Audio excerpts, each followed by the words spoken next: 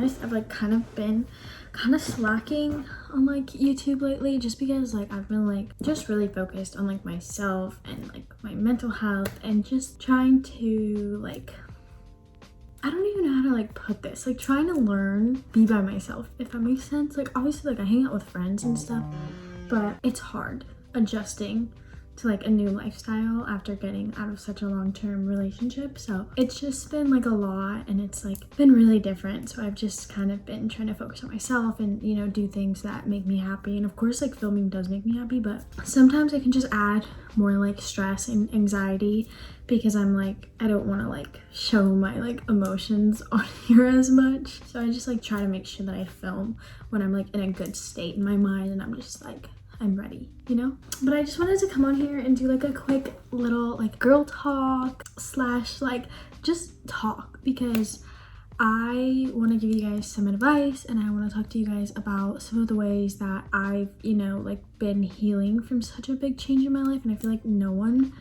like people talk about it, but they don't talk about it enough on like how to heal after things like this. And I feel like I'm doing pretty good. Like I feel like I'm just in a really good place with myself right now, and I'm gonna share with you guys like how I got to that place. But before, I want to show you guys some things, because our Christmas line is out at Feel Divine, and I'm obsessed with peppermint mocha feminine wash. Like you can smell like Christmas down there. Amazing. Our Snow Angel body wash, our chai tea one is really good too. I love these, but this is like one of my favorite ones. This is Snow Angel. You shake it up a little bit. So good. So good. And then this is like, don't get me wrong, I love chai tea, but nothing will beat the gingerbread. I have never smelled something better in my life. Like I thought the Halloween and the fall stuff was good. This scrub, I don't even know how I would eat it. It literally smells like a vanilla frosted gingerbread cookie. It's so good. So I just want to show you guys that, because if you're interested, Feel Divine, of course. But let's get into the stuff I know you guys want to hear. So I actually did like a little TikTok today about something, and a lot of people were like, yes, like thank you for shining light on the situation and like telling people this advice, because it's like really good. So I want to talk to you guys about it, because that's like one of the main things that I feel like I want to talk to you about. But I also just want to talk about healing and being able to kind of start a new chapter in your life. And I know that it's so hard, especially like if you're ending a relationship or like a friendship, or maybe you're distancing yourself from your family, like a family member, or just whatever it is in your life, something big that has recently changed. I have just, at first I was like, I don't even know who I'm supposed to talk to. Like I don't know how I'm supposed to act. Like my whole life was so, you know, focused on this person. So then when I got out of it, it was just like, what do I do now, you know? So I've just been, we're learning. But I think that it's good to remember that, like, I know that you can like say this as much as possible, but literally everything happens for a reason, and you might not look at things like that right away, but trust me, your life is going to play out how it's supposed to play out, and whatever is going to happen, and you just have to let that be. I think that a lot of things that happen in your life are kind of lessons almost, and they're going to prepare you for, you know, the best and happiest points in your life. So you might go through like all of these like really life-changing, sad, upsetting things, and then you're going to kind of become this really strong, amazing version of yourself, and then you're gonna get to experience all the happiness and all like the joy and stuff, you know? I just feel like it's like lessons. And I know that you're probably like, well, I want my happiness now. There's always gonna be like little points in your life where you're gonna be happy, but there's also gonna be a lot of points in your life where you are sad and you go through shit. But you just gotta pick yourself up and you gotta keep going. And I know that that's hard. Trust me, I know. There's been times where I'm just like, I'm done. Like I could care less. I don't wanna do anything anymore. And I have been there, and you have to really just focus on yourself and realize what makes you happy as a person, more importantly, what makes you happy when you're alone, when you don't have like other people around. Like what are you doing to make yourself happy? I think that's like the most important thing of kind of finding yourself in a way. And I feel like I've said so many times that I've found myself, and no one will ever just find themselves. You change throughout your life, and so you're always going to be finding new things about yourself. So you're never going to completely find yourself, but you can do the best that you can do. And that's what I'm trying to do. And that's what we all need to do. And that's honestly the only thing we can do. Like that's really all we can do is try our best. And more importantly, like, don't rush a healing process. Like, a healing process is something that you just have to let it play out. I know that you like probably like don't want to like come off as like sad to someone. Like, okay, put it this way, like obviously you just broke up with your boyfriend and you don't want him to know that you're like sad, or your girlfriend, whatever. You don't want them to know that you're like sad over something that they did, or like a breakup or something, whatever it is. So you like act all happy and stuff, and you tell everyone you're doing great, and you like force yourself to be like this like really happy version of yourself because you don't want them to know your true feelings. And then maybe a couple weeks or a couple months down the line, or maybe even a couple years down the line, or probably like a year, maybe not a couple years, actually you never know, you're gonna look back and then you're gonna have so much emotions because you rushed your healing that you're gonna be so sad.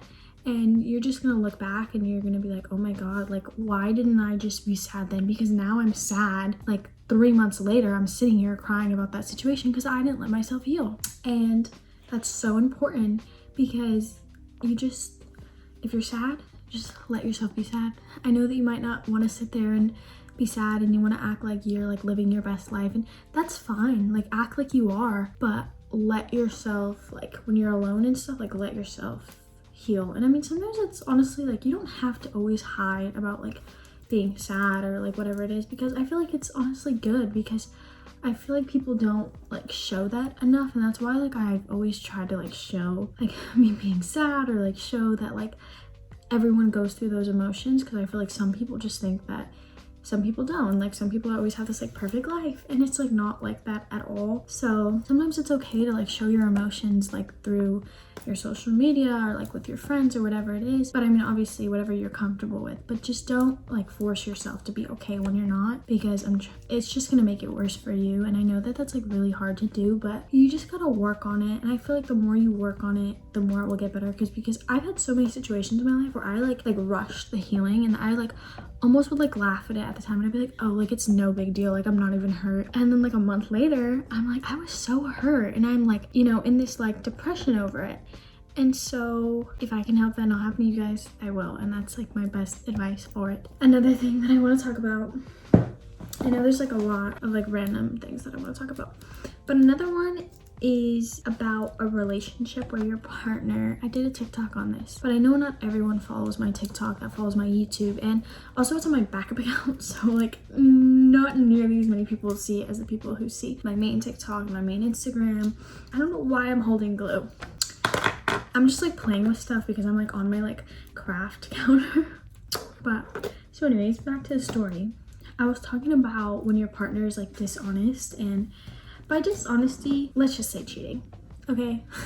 Like there's no reason to hold back anymore. Mentally cheating or physically cheating, whatever it is. Some people call me crazy that I think mentally cheating is a thing, but I completely do, because when you commit yourself to a relationship, you commit yourself to that person, and your loyalty is 100% to that person. And so when you're talking to someone else in a way that you would speak to your partner, even if you're not kissing them or hooking up with them or doing physical things with them, you're still mentally cheating.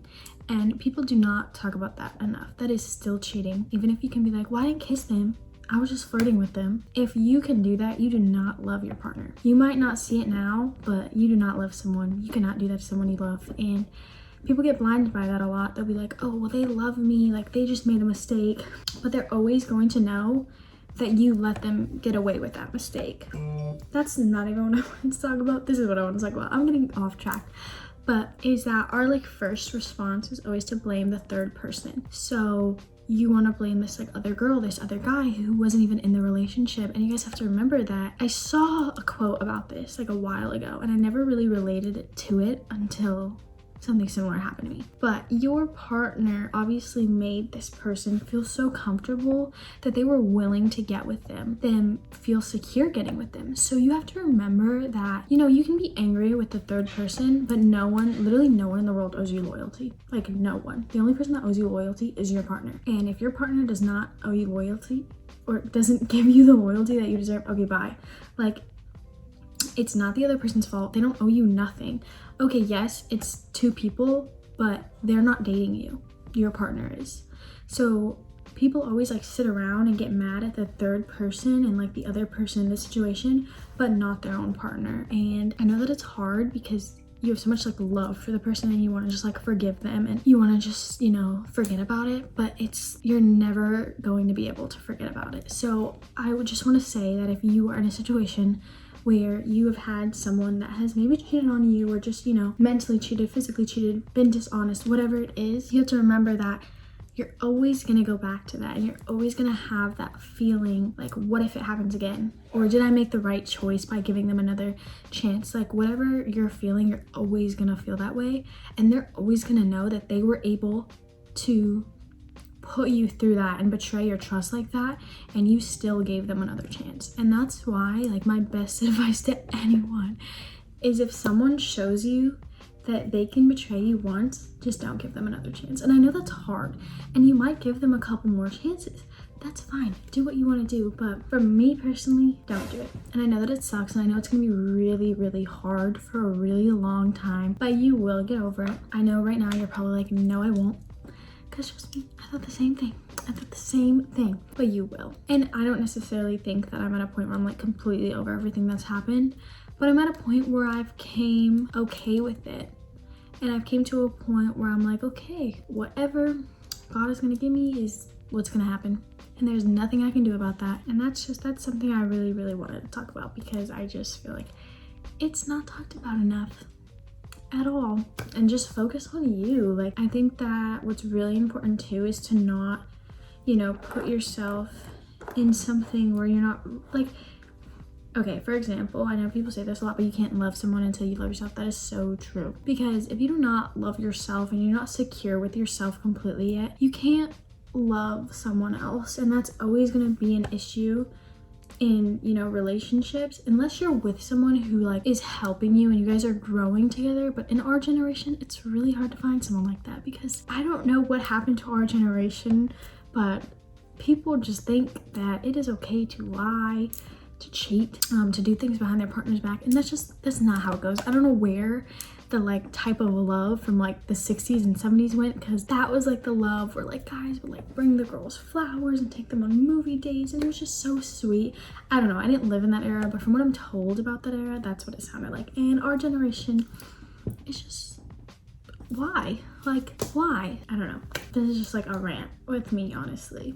But yeah, I feel like those are like my really good advice things about like some of the things that I've been going through and that I just like wanted to share. And like honestly, like I've been pretty good. I can't even lie and sit here and be like, oh, like I'm amazing. Like I've been pretty good. There's still some times where I get sad, but I think when you have this like gut feeling for a really long time that something's off in your life or someone's off in your life, and you finally find out about it, it's like your body has been preparing you this whole time to find this out. So when you find it out, you're almost just hurt about yourself, and you're like mad at yourself for not, you know, doing something sooner, not taking action sooner to, you know, find out the true story. But yeah, so it hasn't been easy healing, but I think I'm getting better at, you know, knowing and finding out what's good for me.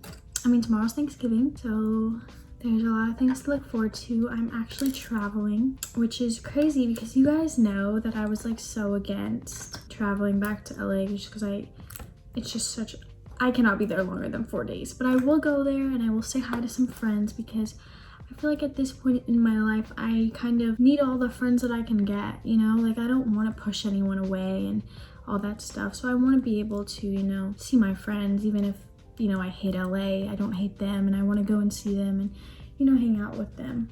But that's a big thing happening, because you guys know how I feel about LA. Do I hate it there? Yes, I do. But I will gladly go back to see some of the people that, you know, do make me really happy. And I feel like at a time like this in my life where so much is changing, I want a lot of the friends in my life to stay the same. And so you have to put in effort for friendships to last. So this is your sign to put in the effort, because sometimes people are just scared to communicate. And I always thought, like, I was always so scared to like reach out to friends because I thought they just didn't want to hang out with me because they weren't texting me.